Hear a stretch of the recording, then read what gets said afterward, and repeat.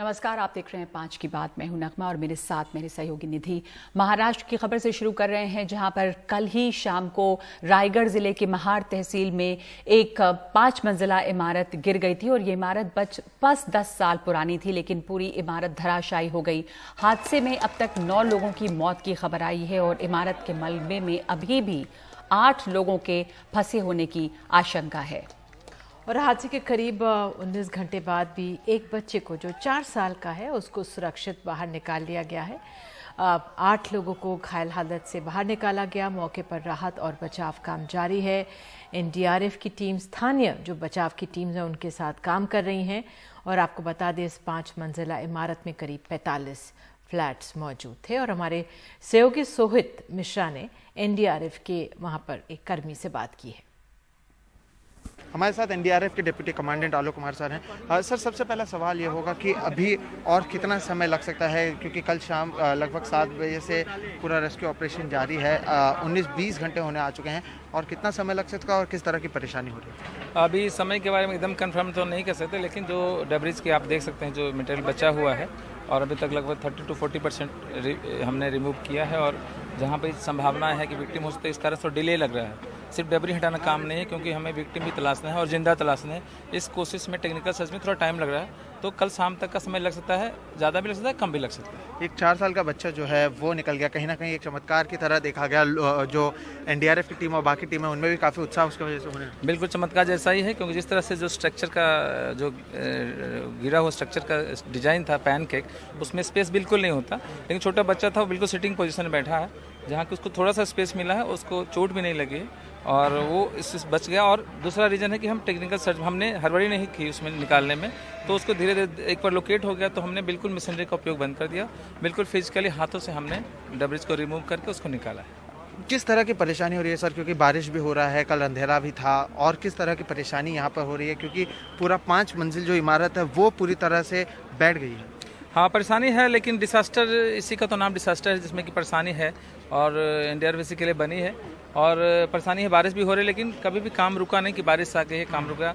और अंधेरा है तो लाइट की व्यवस्था प्रशासन को थोड़ा अच्छे से की गई है, और उनकी तरफ से जो हैवी मशीनरी लगाए गए, पुलिस और फायर ब्रिगेड, प्रशासन, एनजीओ सभी मिलकर काम करें, टीम की तरफ पूरा काम करें। अभी भी उम्मीद क्या की जा रही है? डॉग स्क्वाड को भी बार बार ले जाया जा रहा है, कुछ और भी जीवित लोगों के होने की उम्मीद है, क्योंकि एक बच्चा जिस तरह से निकला है, कहीं ना कहीं लोगों की जो आशाएं हैं वो बढ़ गई हैं। जी, हमें अभी जैसे बच्चे जिंदा निकला है बच्चा, उससे हमारी भी उम्मीद बढ़ गई, हमारी भी मोटिवेशन फैक्टर थोड़ा बढ़ गया। और जैसे कोई भी हम स्लैब हटाते हैं, जैसे नया फ्लोर आता है, तो हम डॉग को ले जाते हैं कि उस फ्लोर के नीचे कोई लाइव विक्टिम तो नहीं है। लाइव विक्टिम होने से वो हमें इंडिकेट कर देता है। और हमारे साथ हमारे सहयोगी सोहित मिश्रा मौजूद हैं। सोहित, आप भी लगे हुए हैं, आपसे जानकारी अब लेना चाहेंगे, इस समय क्या स्थिति है? जी बिल्कुल, देखिए अभी तक अगर आपको मैं बताऊं तो कुल मृतकों की संख्या 11 हो चुकी है, और अब तक कुल 8 लोगों को बचाया गया है। कुल अब तक 19 लोगों को मलबे से निकाला गया है, और लगातार आप देखेंगे कि राहत और बचाव का काम जारी है। जेसीबी मशीनों का भी इस्तेमाल किया जा रहा है, और जिस तरह से हमने एनडीआरएफ को सुना कि कल शाम तक का समय लग सकता है या उससे कम समय लग सकता है इस पूरे मलबे को हटाने के लिए, बीच में 2 घंटों के भीतर ही 6 से 7 बॉडीज़ जो हैं वो बाहर निकली हैं। तो उसमें भी ये अंदाज़ा लगाया जा रहा है कि जब ये हादसा हो रहा था, तब जब लोग भागने लगे थे, तब शायद एक जगह से ही सब भाग रहे थे, और जो पूरी इमारत है वो ढह गई, इसलिए वो सारे जो शव हैं वो भी आसपास ही पाए गए हैं। बहरहाल एक 4 साल का बच्चा ज़रूर 19 घंटों तक वो 4 साल का बच्चा इस मलबे के अंदर दबा रहा, और उसके बावजूद वो जब बाहर निकला तो उसको ज़्यादा चोट नहीं आई है। उसका अस्पताल में ले जाया गया है, फर्स्ट एड इलाज करवाया जा रहा है, लेकिन उससे कहीं ना कहीं जिस तरह से हमने सुना कि मोटिवेशन है वो भी बढ़ चुका है लोगों का, और जो काम है वो लगातार किया जा रहा है। अब भी डॉग स्क्वाड की मदद ली जा रही है। जब कभी एक लेयर क्लीन करके अगले लेयर पर पहुंचा जाता है तो डॉग स्क्वाड को लेकर पूरी छानबीन की जाती है, लेकिन इन सब के बीच में कई सवाल भी खड़े होते हैं, जैसे कि ये इमारत केवल 7 साल पुरानी थी। अगर 7 साल पुरानी इमारत है, ये पूरी तरह से लीगल इमारत है, इसके पास सारी अनुमति थी। मानसून से पहले जिस तरह से जर्जर इमारतों की लिस्ट बनती थी उसमें इसका नाम नहीं था। तो आखिर इस तरह की न जाने प्रशासन ने और कितनी इमारतों को अनुमति दी होगी, तो क्या उनके लिए कोई कदम उठाया जा रहा है या नहीं, क्या उन दूसरी इमारतों की ऑडिट की जाएगी या नहीं, कॉन्ट्रैक्टर हो, बिल्डर हो, आर्किटेक्ट हो, इनके खिलाफ ज़रूर मामला दर्ज किया गया है। और जब मैंने मंत्री जी से पूछा भी था, सुबह एकनाथ शिंदे यहाँ पर आए थे, उनसे मैंने पूछा कि लेकिन इसे सारी अनुमति मिली तो कहीं ना कहीं प्रशासन की भी तो गलती है। तो उन्होंने कहा कि प्रशासन में जो भी जिम्मेदार होगा उसके ऊपर कड़ी कार्रवाई की जाएगी। ये सारी बातें ज़रूर कही गई हैं, लेकिन देखना होगा कि इसके ऊपर क्या कदम उठाया जाता है, क्योंकि जिस तरह से ये एक इमारत है, ऐसे और न जाने कितनी इमारतें होंगी जिसका हालात इसी तरह से हुए रहेंगे। अभी हम देख सकते हैं कि कुछ नेता यहाँ पर, विजय वडेट्टीवार जो हैं वो आए हुए हैं, वो रिहैबिलिटेशन मिनिस्टर भी वही हैं। तो कहीं ना कहीं नेताओं के आने जाने का दौर जारी है।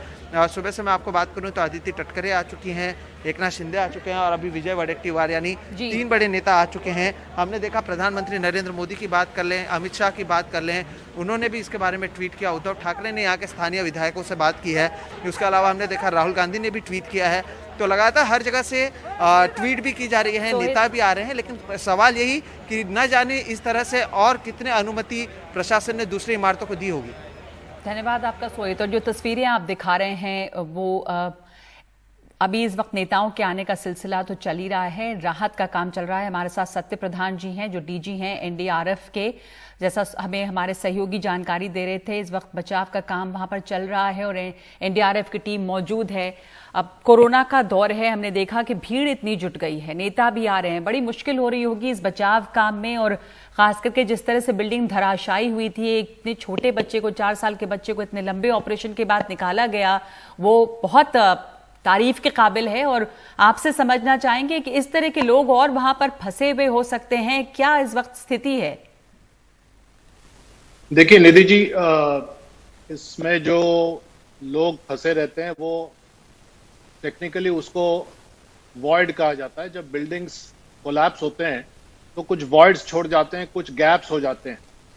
ये बच्चा जो है स्टेयरकेस के वॉइड में फंसा हुआ था और चूंकि बच्चा था तो साइज भी छोटा होने के चलते उसने अपने आप को समेट लिया होगा और डरा हुआ तो जरूर था, लेकिन he managed to stay in the gap and probably could breathe.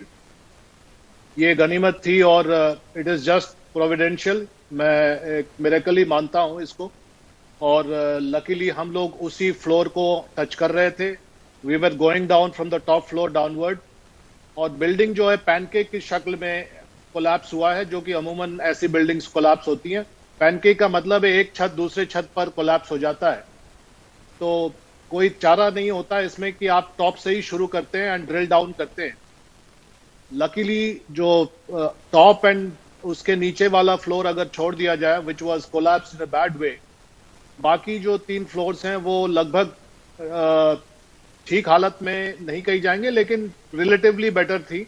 Ji sir. और गैप्स उसमें थे, तो उस गैप्स में कुछ लोग बचे हुए हैं। मैं आपसे ये समझना चाहूंगी, 4 साल का बच्चा बचा लिया गया, बहुत इसकी सराहना करनी चाहिए और राहत की सांस ली होगी बहुत लोगों ने, खासतौर से तमाम टीम जो राहत के काम में लगी है। ये जो पैनकेक कोलैप्स आप कह रहे हैं, 7 साल पुरानी बिल्डिंग में हुआ है, ये बहुत पुरानी बिल्डिंग नहीं है, इसके अपने और लीगल वो होंगे। लेकिन मैं आपसे समझना चाहूंगी कि 45 फ्लैट्स थे, असेसमेंट क्या है? क्योंकि अभी तक हम 20 लोग या 25 लोगों के बारे में जान पा रहे हैं, उस लिहाज से कोई असेसमेंट फिगर आया है आप लोगों के पास?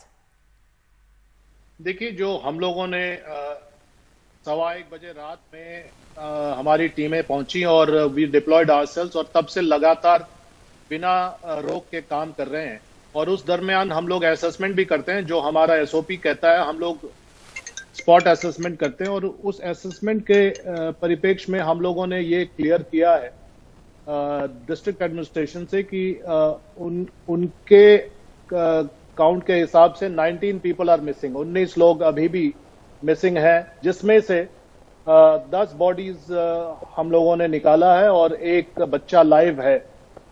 तो दैट वुड एज पर that calculation leave about 8 people still untraced, but वो फाइनल फिगर है ऐसा मैं नहीं समझता। हो सकता है there can be some people more missing, और ऐसे सिचुएशन में अमूमन होता है।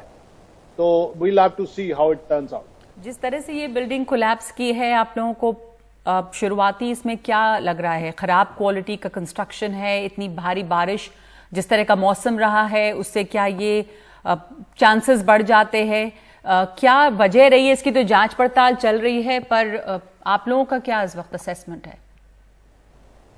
देखिए, कोई टेक्निकल असेसमेंट करना उचित नहीं होगा, लेकिन because there is a inquiry going on, so that will take its time and its course.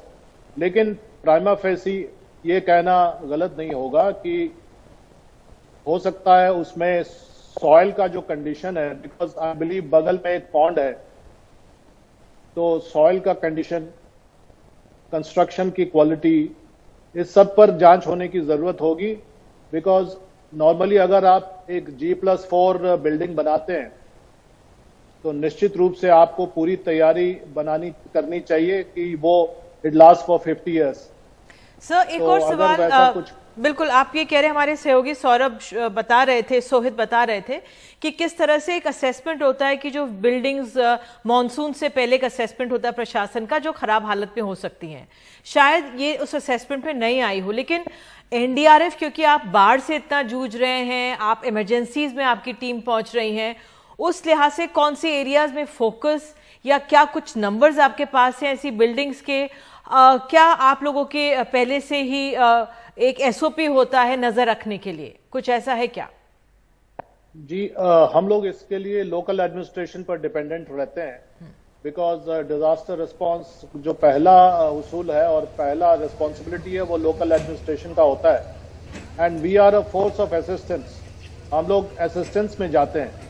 तो जब हम लोग ऐसे इलाकों में पहुंचते हैं तो निश्चित रूप से अगर हम लोग बाढ़ के समय में आए हैं या बारिश के समय में आए हैं और ज्यादा तादाद में आए हैं, तो we do seek a list of such buildings, but वो हम लोग वहां पहुंचने के बाद ही लेते हैं। बाकी जो रेगुलेशन और सुपरविजन और मॉनिटरिंग का काम है वो लोकल एडमिनिस्ट्रेशन का है। जी, शुक्रिया आपका सत्य प्रधान जी जानकारी के लिए, बातचीत के लिए। इस वक्त वहां पर रिलीफ का काम जो चल रहा है और 30 से 40% मलबा हटाया गया है, लोगों को बचाने की कोशिश है, ऑपरेशन अभी चल ही रहा है वहां पर। लेकिन सबसे अच्छी खबर ये रही कि वहां पर एक लंबे ऑपरेशन में एक 4 साल के बच्चे को बचा लिया गया, जो अपने आप में एक करिश्मा है।